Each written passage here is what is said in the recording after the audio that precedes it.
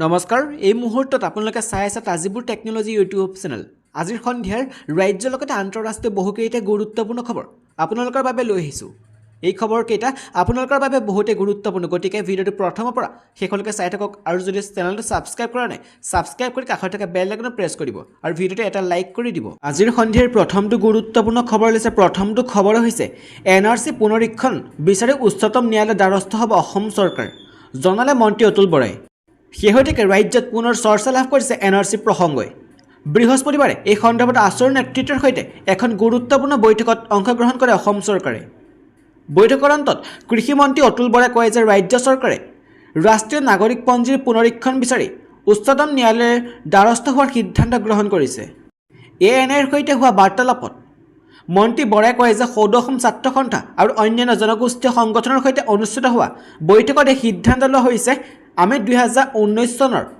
আগষ্টত প্ৰকাশিত এনআৰসি তালিকা গ্ৰহণ নকৰোঁ এতিয়া আমি পুনৰীক্ষণ বিচাৰি উচ্চতম ন্যায়ালয় যোৱাৰ সিদ্ধান্ত লৈছোঁ উল্লেখযোগ্য যে অসম চৰকাৰ আৰু আছুৰ নেতৃত্বৰ মাজত অসম চুক্তি ৰূপায়ণৰ সন্দৰ্ভত বৃহস্পতিবাৰে এখন গুৰুত্বপূৰ্ণ বৈঠক অনুষ্ঠিত হৈছিল আনহাতে আছুৰ উপদেষ্টা সমুজ্জ্বল কুমাৰ ভট্টাচাৰ্যই কয় যে এনআৰসিৰ অন্তিম তালিকাত বহুতো অবৈধ বাংলাদেশী লোকৰ নাম অন্তৰ্ভুক্ত কৰা হৈছে আৰু আমি এখন অবৈধ বাংলাদেশী মুক্ত এনআৰসি বিচাৰোঁ ইফালে বৃহস্পতিবাৰে অনুষ্ঠিত বৈঠকত অসম চুক্তিৰ 6 নং দফা কাৰ্যকৰীকৰণৰ সন্দৰ্ভতো বিশদভাৱে আলোচনা কৰা হয় লগতে সমস্যাৰ স্থায়ী সমাধানৰ বাবে আকৌ আলোচনাত বহাৰ পোষকতা কৰে এআইডিএফৰ সকলো বিধায়কে বাংলাদেশী এআইডিএফৰ বিধায়ক কৰিমউদ্দিন বৰ প্ৰত্যুত্তৰ বিজেপিৰ বিধায়ক দিগন্ত কলিতাৰ এনআৰসি প্ৰসংগত বুধবাৰৰ বৰাকৰ এআইডিএফৰ বিধায়ক কৰিমউদ্দিন বৰভূঞে অসমত এজনো বাংলাদেশী নাই তথা বদৰুদ্দিন আজমলে অসমৰ নেতৃত্ব লোৱাটো উজনি অসমৰ বুদ্ধিজীৱীয়ে বিচাৰে বুলি মন্তব্যৰ সৃষ্টি কৰিছে বিৰূপ প্ৰতিক্ৰিয়াৰ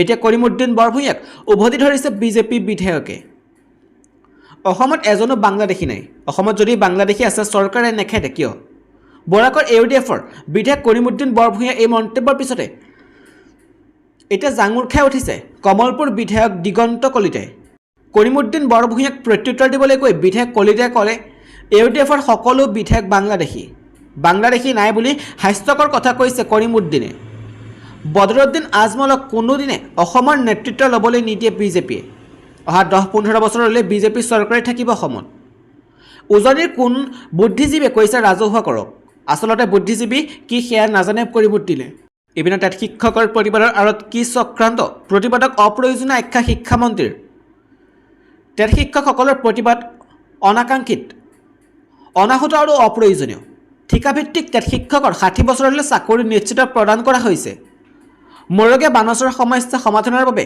কথা পতা হৈছে কালিৰ দিনটোত মই নিজে আলোচনাত বহিছোঁ তাৰ পিছতে এই প্ৰতিবাদ কিয় নাজানো এই মন্তব্য শিক্ষামন্ত্ৰী ৰণোজ পেগুৰ উল্লেখ্য যে আজিৰ দিনটোত ৰাজ্যৰ বিভিন্ন প্ৰান্তৰ পৰা অহা হাজাৰ হাজাৰ ঠিকাভিত্তিক তাত শিক্ষকে কাহিনীপাৰাস্থিত সৰ্বশিক্ষা মিছন কাৰ্যালয়ৰ সন্মুখত তীব্ৰ প্ৰতিবাদী কাৰ্যসূচী গ্ৰহণ কৰিছিল তেওঁলোকৰ সমস্যাসমূহ সমাধান কৰিবলৈ আনকি মুখ্যমন্ত্ৰী হিমন্ত বিশ্ব শৰ্মাক 31 মাৰ্চ শেষ সীমা বান্ধি দিছিল অন্যথা পুনৰ আন্দোলনত বহাৰ হুংকাৰ দিছিল আৰু এই প্ৰতিবাদক লৈ অৱশেষত শিক্ষামন্ত্ৰী ৰণোজ পেগুৱে নিজৰ প্ৰতিক্ৰিয়া এনেদৰে ব্যক্ত কৰে লগতে শিক্ষামন্ত্ৰীগৰাকীয়ে শিক্ষকৰ প্ৰতিবাদৰ আঁৰত কিবা চক্ৰান্ত থকাৰো সন্দেহ কৰে উল্লেখ্য যে ঠিকাভিত্তিক তাত শিক্ষক সমাজৰ দাবী অনুসৰি 2013 চনৰ পৰা লাভ কৰি থকা মৰগীয়া বানচ 2019 চনৰ জুলাই মাহৰ পৰা ৰহস্যজনক কাৰণত বন্ধ কৰি দিয়া হৈছে আনকি 30 মাহ ধৰি বঞ্চিত কৰি ৰাখি মাত্ৰ 5% মৰগীয়া বানচ 2022 চনৰ জানুৱাৰী মাহৰ পৰা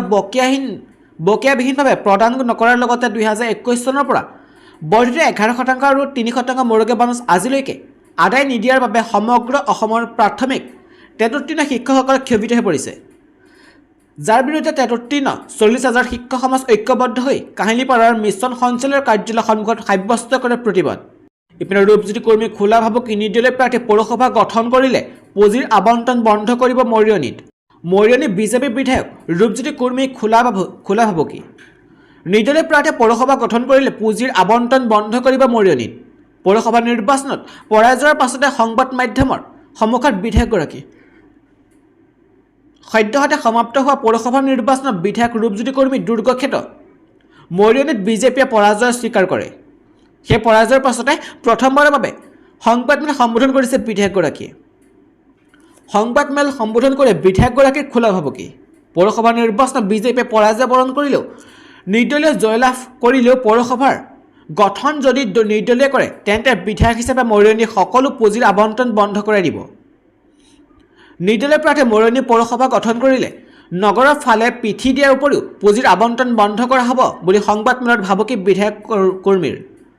যদি নিৰ্দলীয় প্ৰাৰ্থীসকলে বিজেপিত যোগদান কৰি মৰিয়নী পৌৰসভা গঠন কৰে তেতিয়াও পৌৰসভাত কোনো পদ নাপাব বুলিও উল্লেখ কৰে বিধায়কগৰাকীয়ে। ইপিনে ৰূপজ্যোতি কৰ্মীক জ্যোতিষীয়ে 70 বছৰলৈকে বিধায়ক হৈ থাকিব বুলি কৰা ভৱিষ্যতবাণীৰ বিষয়ে প্ৰকাশ কৰে বিধায়ক কৰ্মীয়ে। ৰূপজ্যোতি কৰ্মীয়ে মৰিয়নী সমষ্টিৰ অন্তিমজন বিধায়ক হ'ব বুলি ঘোষণা কৰে বিধায়ক কৰ্মীয়ে। ইপিনে মুখ্যমন্ত্ৰী হিমন্ত বিশ্ব শৰ্মা কনভয় ৰখাই ৰিজাৰ্ভ ক্লজ কনিষ্টেবল প্ৰফুল্ল হাজৰিকাৰ। গুৱাহাটী মহানগৰীত মুখ্যমন্ত্ৰী হিমন্ত বিশ্ব শৰ্মা কনভয়ে কিছু সময় ৰখোৱাৰ বাবে অসম আৰক্ষী যান বাহন শাখাৰ এজন কনিষ্টেবলক আৰক্ষীৰ ৰিজাৰ্ভ ক্লজ কৰা হৈছে। মুখ্যমন্ত্ৰীৰ কনভয় ৰখাই ৰিজাৰ্ভ ক্লজ হ'বলগীয়া হোৱা আৰক্ষী কনিষ্টেবলজনৰ নাম প্ৰফুল্ল হাজৰিকা। জানিব পৰা মতে 3 দিন পূৰ্বে গুৱাহাটীৰ তাজ ভিভাণ্টাত হোটেলৰ সন্মুখত যান বাহন শাখাৰ আৰক্ষী কনিষ্টেবলৰ প্ৰফুল্ল হাজৰিকা 2 মিনিটমান সময়ৰ বাবে মুখ্যমন্ত্ৰী হিমন্ত বিশ্ব শৰ্মা কনভয় ৰখাইছিল। মুখ্যমন্ত্ৰীৰ কনভয় ৰখোৱাৰ বাবে আৰক্ষী কনিষ্টেবলজনক ৰিজাৰ্ভ ক্লজ কৰাৰ নিৰ্দেশ দিয়া হৈছে। উল্লেখযোগ্য যে গুৱাহাটী মহানগৰীৰ যান জঁটৰ প্ৰতি লক্ষ্য ৰাখি মুখ্যমন্ত্ৰী হিমন্ত বিশ্ব শৰ্মাই গুৱাহাটী মহানগৰীৰ ভিতৰৰ নিজৰ কনভয়ত থকা বাহনৰ সংখ্যা হ্ৰাস কৰাৰ সিদ্ধান্ত গ্ৰহণ কৰিছিল। পুনৰ NRC প্ৰসংগ। NRCক লৈ পুনৰ সৰব ৰাজ্য চৰকাৰ। NRC পুনৰীক্ষণ স্থিতিত অটল হিমন্ত চৰকাৰ। NRCখন আমি মানি লোৱা নাই। উচ্চতম ন্যায়ালয়ত পুনৰীক্ষণ বিচাৰি আবেদন কৰিব ৰাজ্য চৰকাৰে। পুনৰীক্ষণক লৈ এফিডেভিট দিব ৰাজ্য চৰকাৰে। NRCত নাম নথকা সকলোৱে লাভ কৰিব আধাৰ কাৰ্ড। 2019 চনৰ 31 আগষ্টত প্ৰকাশ কৰা পাইছিল NRCৰ সম্পূৰ্ণ তালিকা। চৰকাৰৰ পৰা আৰম্ভ কৰি সকলো পক্ষই সেই NRC কৰিছিল বিৰোধিতা। 2.5 বছৰৰ পাছত পুনৰ NRCক লৈ সৰব হ'ল হিমন্ত চৰকাৰ। মুখ্যমন্ত্ৰীক দিলে 31 মাৰ্চলৈকে সময়সীমা। সমস্যা সমাধান নহ'লে আকৌ আন্দোলন হুংকাৰ টেট শিক্ষকৰ। বৃহস্পতিবাৰে গুৱাহাটী মহানগৰীত প্ৰতিবাদত বহিল ৰাজ্যৰ ঠিকাভিত্তিক টেট শিক্ষক। হাজাৰ হাজাৰ টেট শিক্ষকৰ প্ৰতিবাদত কঁপি উঠিল কাহিলীপাৰাস্থিত সৰ্বশিক্ষাৰ কাৰ্যালয়। প্ৰতিবাদৰ সময়ত বহু টেট শিক্ষকক আৰক্ষীয়ে আটক কৰে। ইফালে টেট শিক্ষকৰ সমস্যা সমাধানৰ বাবে অহা 31 মাৰ্চলৈকে মুখ্যমন্ত্ৰী হিমন্ত বিশ্ব শৰ্মাই সময়সীমা বান্ধি দিলে শিক্ষকসকলে। অন্যথা পুনৰ আন্দোলন দিলে হুংকাৰ। উল্লেখ্য যে ঠিকাভিত্তিক টেট শিক্ষক সমাজৰ দাবী অনুসৰি 2013 চনৰ পৰা লাভ কৰি থকা মৰগে বানচ 2019 চনৰ জুলাই মাহৰ পৰা ৰহস্যজনক কাৰণত বন্ধ কৰি দিয়া হৈছে। আনকি 30 মাহ ধৰি বঞ্চিত কৰি ৰাখি মাত্ৰ 5% মৰগে বানচ 2022 চনৰ জানুৱাৰী মাহৰ পৰা বকেয়াবিহীনভাৱে প্ৰদান নকৰাৰ লগতে 2021 চনৰ পৰা বৰ্ধিত 11% আৰু 3% মৰগে বানচ আজিলৈকে আদায় নিদিয়াৰ বাবে সমগ্ৰ অসমৰ প্ৰাথমিক টেট উত্তীৰ্ণ শিক্ষকসকলে ক্ষোভিত হৈ পৰিছে। যাৰ বিৰুদ্ধে টেট উত্তীৰ্ণ 40,000 শিক্ষক সমাজে ঐক্যবদ্ধ হৈ কাহিলীপাৰাৰ মিছন সঞ্চালয়ৰ কাৰ্যালয়ৰ সন্মুখত সাব্যস্ত কৰে প্ৰতিবাদ। মন্ত্ৰী বিমল বৰা অসন্তুষ্ট। 49 পইচা কম হৈছে 59 পইচা কম হৈছে। বিদ্যুতৰ মাচুল প্ৰতি ইউনিটত বাঢ়িব লাগিছিল 2 টকাৰো অধিক। অসম চৰকাৰে বিত্ত বিভাগে চলিত বৰ্ষৰ 1 এপ্ৰিলৰ পৰা কাৰ্যকৰী হোৱাকৈ বিদ্যুতৰ মাচুল প্ৰতি ইউনিটত 59 পইচাকৈ বৃদ্ধিৰ সিদ্ধান্ত লৈছে। এই সিদ্ধান্তৰ ফলত স্বাভাৱিকতে অসন্তুষ্ট ৰাজ্যৰ সাধাৰণ জনতা। পিছে এই সন্দৰ্ভত শক্তিমন্ত্ৰী বিমল বৰা প্ৰতিক্ৰিয়া জানিব খোজাত মন্ত্ৰীগৰাকীয়ে সাংবাদিক আগত দিলে অদ্ভুত যুক্তি। মন্ত্ৰী বিমল বৰাৰ মতে 59 পইচাৰ পৰিৱৰ্তে প্ৰতি ইউনিটত বিদ্যুতৰ মাচুল বাঢ়িব লাগিছিল 2 টকাৰো অধিক। বুধবাৰে উন্নয়নৰ খতিয়ান ল'বলৈ নৱগঠিত বজালী জিলাত উপস্থিত হৈ অভিভাৱক মন্ত্ৰী বিমল বৰা আৰু তাৰ পিছতে বিদ্যুতৰ মাচুল বৃদ্ধিৰ সন্দৰ্ভত এনেদৰে তুলুঙা মন্তব্য আগবঢ়াইছে মন্ত্ৰীগৰাকীয়ে। মন্ত্ৰীগৰাকীয়ে যুক্তি দিয়ে যে কৰোনাৰ বাবে বৃদ্ধি পাইছে বিদ্যুতৰ মাচুল আৰু একে সময়তে 59 পইচা নহয় বাঢ়িব লাগিছিল প্ৰতি ইউনিটত 2 টকা বা তাতকৈ অধিক। ইফালে ৰাজ্যসভা নিৰ্বাচন সন্দৰ্ভত বিমল বৰাই কয় যে ৰাজ্যসভাৰ 2খন আসনে বিজেপিয়ে লাভ কৰিব। বিৰোধী বহু বিধায়কে বিজেপিক ভোট দিব। ইতিমধ্যে কেইবাগৰাকী বিৰোধী বিধায়কে আস্থা প্ৰকাশ কৰিছে।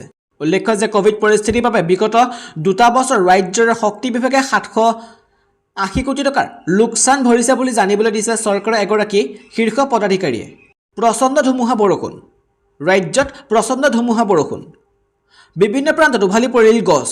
বিচ্ছিন্ন হৈ পৰিল বিদ্যুতৰ সেৱা বদৰুদ্দিন আজমলে ল'ব লাগে সমগ্ৰ অসমৰ নেতৃত্ব উজনিৰ বুদ্ধিজীৱীয়ে বিচাৰিছে আজমলক দাবী কৰিলে ইউডিএফৰ বিধায়কে আকৌ আহিছে একেটা প্ৰসংগ শুনি আচৰিত হ'ল এটা আহ্বানী জনালে ইউডিএফৰ এজন বিধায়কে ক'লে উজনি অসমৰ বুদ্ধিজীৱীয়ে বিচাৰিছে বদৰুদ্দিন আজমলৰ নেতৃত্ব প্ৰসংগটো হৈছে ইউডিএফৰ প্ৰধান বদৰুদ্দিন আজমলক লৈ অসমত কোনো বাংলাদেশী নাই বুলি দাবী কৰাত ক্ষান্ত নাথাকি অসমৰ নেতৃত্ব বদৰুদ্দিন আজমলে ল'ব লাগে বুলি দাবী কৰিলে ইউডিএফৰ সোণাইৰ বিধায়ক কৰিমুদ্দিন বৰভূঞে এই সন্দৰ্ভত কয় যে বদৰুদ্দিন আজমলে নেতৃত্ব লোৱাটো বহুতে বিচাৰি আছে উজনি অসমৰ বহু বুদ্ধিজীৱী বিচাৰিছে বদৰুদ্দিন আজমলৰ নেতৃত্ব শিক্ষাৰ দিশত আজমল ডাঙৰীয়ে লোৱা পদক্ষেপকে বহুতে জনাইছে আদৰণি ইউডিএফৰ সোণাইৰ বিধায়ক কৰিমুদ্দিন বৰভূঞে এয়া জিভা পিছলৈ ওলোৱা কথা নহয় এয়া জানি শুনি কৰা এক মন্তব্য য'ত কৰিমুদ্দিন বৰভূঞে স্পষ্টকৈ কৈছে দুবাৰকৈ দিছপুৰৰ দখল কৰা সৰ্বানন্দ সোণোৱাল ডক্টৰ হিমন্ত বিশ্ব শৰ্মাৰ সলনি উজনি বুদ্ধিজীৱীয়ে বিচাৰিছে বদৰুদ্দিন আজমলকহে একেদৰে অসম আন্দোলন অসম চুক্তিৰ বিৰোধিতাৰে জন্ম হোৱা ইউডিএফৰ নেতাৰ মুখত এতিয়া আখৈ ফুটাৰি ফুটিবলৈ অসম আৰু অসমীয়াৰ কথা অসম আৰু অসমীয়াৰ স্বাৰ্থত কাম কৰিব বুলি ক'লে জনৈয়াৰ বিধায়ক হাফিজ ৰফিকুল ইছলামেও আমাৰ ভোট বিজেপিৰ বিৰুদ্ধে আমি অসম আৰু অসমীয়াৰ স্বাৰ্থত বিজেপিক ৰাজ্যসভাত পৰাভূত কৰিবলৈ লাগিব অসম আৰু অসমীয়াৰ স্বাৰ্থত আমি সদায় মাত মাতি যাম এনেদৰে কয় জনিয়াৰ বিধায়কগৰাকীয়ে ইফালে ইউডিএফৰ বিধায়ক কৰিমুদ্দিন বৰভূঞে বদৰুদ্দিন আজমল সম্পৰ্কে কৰা মন্তব্য তাৎক্ষণিক প্ৰতিক্ৰিয়া প্ৰকাশ কৰিলে বিজেপিৰ বিধায়ক হেমাংগ ঠাকুৰীয়ে কয় যে আজমলৰ এই সপোন অবাস্তৱ সপোন দেখি লাভেই নাই উজনি বাদেই নামনিতো খহিছে ইউডিএফৰ ভেটি হেমাংগ ঠাকুৰীয়াৰ বিপৰীতে কংগ্ৰেছী বিধায়ক জাকিৰ হুছেইন চিকদাৰৰ মতে বদৰুদ্দিন আজমলে অসমৰ নেতৃত্ব লোৱাত আপত্তি কি সমগ্ৰ দেশৰ নেতৃত্ব আজমলে লোৱাটো বিচাৰে কংগ্ৰেছৰ জাকিৰ হুছেইন চিকদাৰে এতিয়া এই বিষয়টোক উজনি বুদ্ধিজীৱীয়ে কি কয় তালৈ নিশ্চয় বাট চাব সকলোৱে